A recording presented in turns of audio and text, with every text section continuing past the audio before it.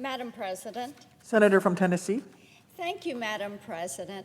There was such an interesting occurrence that happened down the street a bit at 1600 Pennsylvania Avenue last weekend, and it is when White House Press Secretary Jen Psaki unveiled the scheme that her colleagues in the West Wing had worked out with big tech.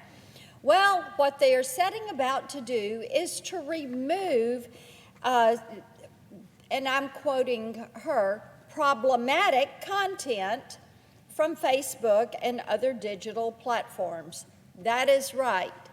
They, the White House team, have decided that they are going to work with big tech and they are going to remove problematic, their term, content from Facebook and other digital platforms.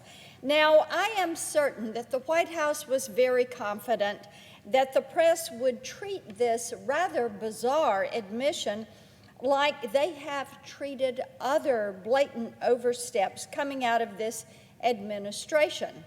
After all, the press, have provided reliable cover for this White House since Inauguration Day. But here is the problem. It is no longer Inauguration Day. There is now a record to consider, and I'll tell you what, no matter what they do, the mainstream media is not going to be able to turn the clock back on this overstep. In just 6 months, the Biden administration has done an admirable job showing the American people exactly who they are. We've seen enough at this point to take the admission of being in cahoots with big tech at face value. The administration has intentionally overwhelmed the airwaves with big promises that are conveniently light on details. And there's a good reason for that. What President Biden and the Democrats are trying to do would fundamentally transform this country into something that we, the people, would have a very difficult time even recognizing. They got off to a great start toward their goals by killing jobs in the name of climate extremism and opening the border to a flood of illegal immigrants with no plan at all to manage the influx. They just said, let's send them to the states and let local communities and states cover this cost. They tried to dupe the American people into getting behind a so-called infrastructure plan that was anything but infrastructure. Then they doubled down on a brazen attempt to extend the federal government's control over schools and homes. They labeled this spending spree the American Families Plan to provide cover for yet another attack on what else? The nuclear family. Then they launched an all-out war on the ballot box in the name of the people, and now we see that they've worked out a perfect system to force the opposition to shut up. Just throw a flag on your opponents and watch their digital footprint and their freedom of speech evaporate. There is a way to shut them down. It is called government-approved messaging. Obviously, somewhere in the White House, they've tucked away their reality czar that they alluded to back in January, and now this is what we're seeing. I know we already have members of the mainstream media that are running defense on behalf of this little collaboration between the White House and big tech, but it's time to get serious about what is going on here. The President of the United States is using the full force of his administration to silence his political opponents. That is correct. This isn't dystopian. It also raises serious questions about how much pressure the federal government can put on a private entity to restrict political speech. Think about that.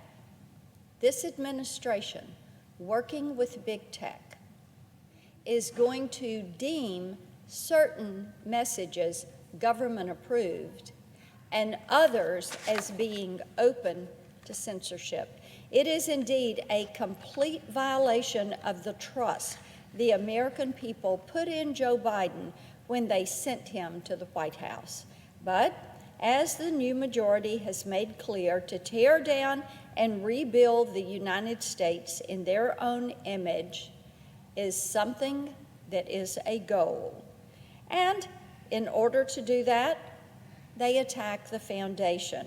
They have to get rid of all the things that make America so incredibly special.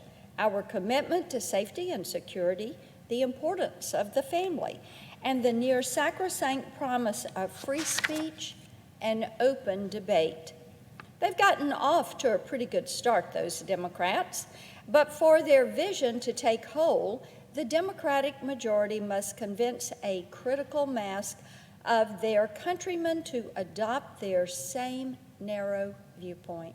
Fortunately, the American people are not accustomed to doing what they're told simply because an authority figure said, "Go do it."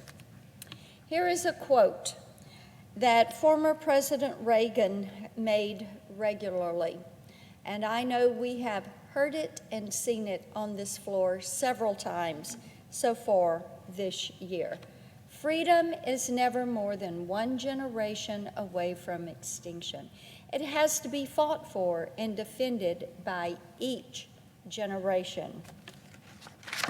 That is so important for us to remember.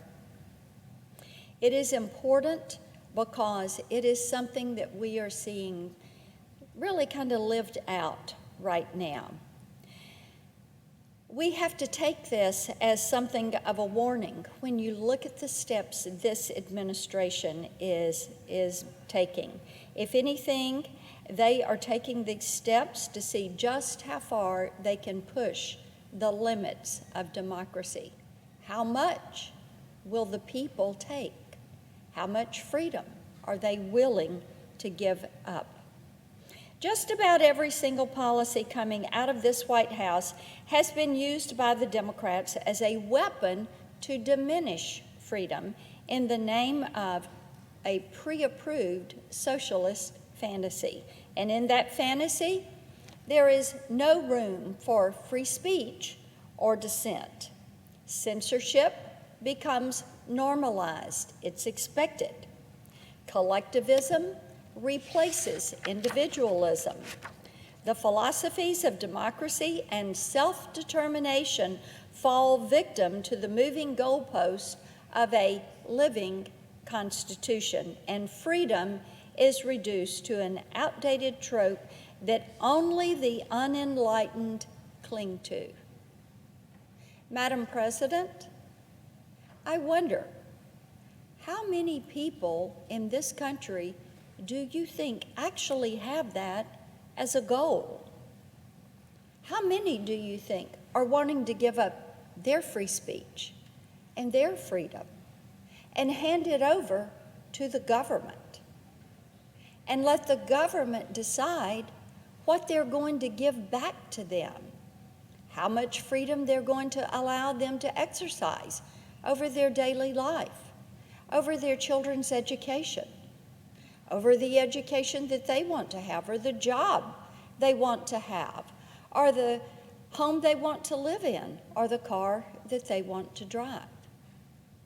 Do you really think that Americans want to give their freedom up? Since the 2016 election, the left has existed in a state of perpetual hysteria. It's been over the threat that our God-given freedom poses threats to their radical socialist agenda.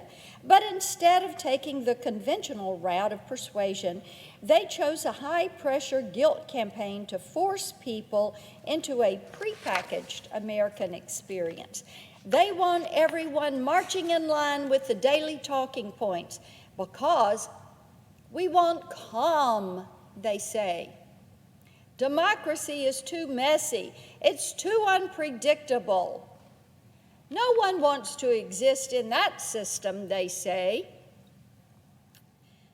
But I differ in my opinion.